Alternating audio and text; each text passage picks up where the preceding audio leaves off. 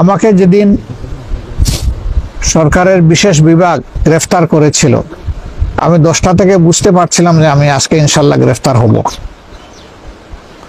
কিন্তু আমাকে তো গ্রেফতার করেছে রাতের 1:45 সময়।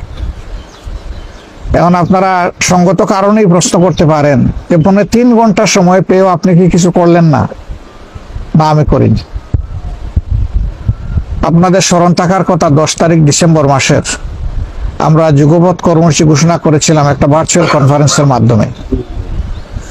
এরপর থেকেই তারা আমার প্রতি আন্তরিক হয় এবং আমাকে তাদের জালের ভিতরে ঢুকায়।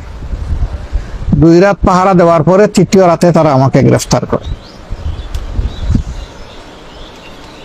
তারা যখন বাসায় গেল, গিয়ে বেল চাপলো, তখন আমি দরজা খুলে দিলাম। সালাম করে দেখার পরে বললাম যে বিনা দাওয়াতে বিপুল সংখ্যক মেহমান চলে আসছে। আমি বললাম যে এত মেহমান তো ধারণ করার ক্ষমতা এই বাসার নেই, আপনারা কয়েকজন ভিতরে বসেন আর বাকিরা মেহরবানি করে রাস্তায় চলে যান, বিল্ডিং এর ভিতরে থাকবেন না। আলহামদুলিল্লাহ তারা আমার অনুরোধ রক্ষা করেছিল এবং বাসার ভিতরে কয়েকজন এসে সিনিয়র যারা, বাকিরা রাস্তায় চলে গেছিল। আমি তাদেরকে জিজ্ঞেস করলাম যে আমি তো প্রস্তুত, আমার ব্যাগও প্রস্তুত আছে। এখন দুটো হতে পারে, একটা হলো যে এখনই আমি রওনা, আর একটা হলো 10 মিনিট সময় আমাকে দিবেন একটু। বললো আপনি নামাজ পড়বেন? বলে হ্যাঁ, আমি 2 রাকাত নামাজ পড়ব। বললো ঠিক আছে, আপনি শান্তিতে নামাজ পড়েন, আমরা আছি। তো নামাজ পড়ে আসার পরে বললো যে আপনি প্রস্তুত হলেন কিভাবে? আমি বললাম না, আজকে না, আমরা তো 365 দিনই প্রস্তুত থাকি, অসুবিধা নেই। আল্লাহর শুকরিয়া যে এখান থেকেই তাদের সাথে আমাদের কথাবার্তা শুরু হয় এবং বের হয়ে আসা পর্যন্ত তো তাদের মধ্যেই আমাদেরকে থাকতে হয়েছে। হয় পুলিশ প্রশাসন, না হয় জেল প্রশাসন, না হয় আদালত, কোনো একটা জায়গায় তো থাকতে হয়েছে। তারা একটু বিস্মিত হয়েছিল এই কথা শুনে যে আমরা 365 দিন রেডি থাকি। তো বললো যে কেন আপনারা 365 দিন রেডি থাকেন? আমি বললাম যে আপনারা তো আসেন, আমাদের প্রতি আপনাদের আন্তরিকতার কারণে তো আপনারা খোঁজখবর নেন মাঝে মধ্যে, এই জন্যই রেডি থাকে। তো হাসে। 3.5 ঘন্টা সময় পেয়ে আমি সরিনি কেন বা সরার চেষ্টা করিনি কেন? আমি তো বুঝতে পেরেছি যে আমি আজকে গ্রেফতার হতে যাচ্ছি।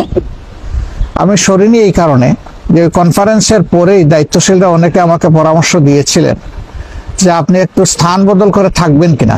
আমি বলছি না, আমি না, তবে আমার পাশে ডাইনে বাবুয়ে যারা ছিলেন তাদের সতর্ক হওয়া উচিত এবং তাদের স্থান বদল করে থাকাটাই উচিত। তারা আমাকে বলেছিলেন যে আপনি না, অথচ আমাদেরকে বলতেছেন। আমি বললাম যে আমি সরে গেলে জামাত ইসলামী পালিয়ে যাওয়ার সামিল, আমি পালিয়ে যাব না। কিসমতে যেটা আছে সেটাই হবে, যেটা নাই সেটা কেউ গোটাতে পারবে না ইনশাল্লাহ। কিন্তু আপনারা সরে গেলে সেটা হবে না, সেটা কৌশলগত কারণে এইরকম সরতেই পারি আমরা।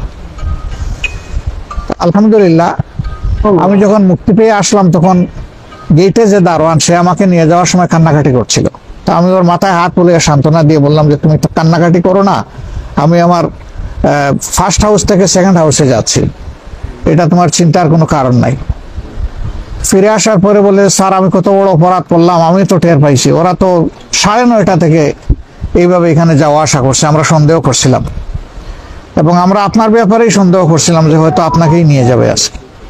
কেন আমি যে আপনাকে একটু সতর্ক করলাম না? আমি বললাম যে তুমি সতর্ক করলেও তো বাবা আমি সরতাম না। পরে আর কোনো ব্যাখ্যা দেই নাই যে কেন সরতাম না।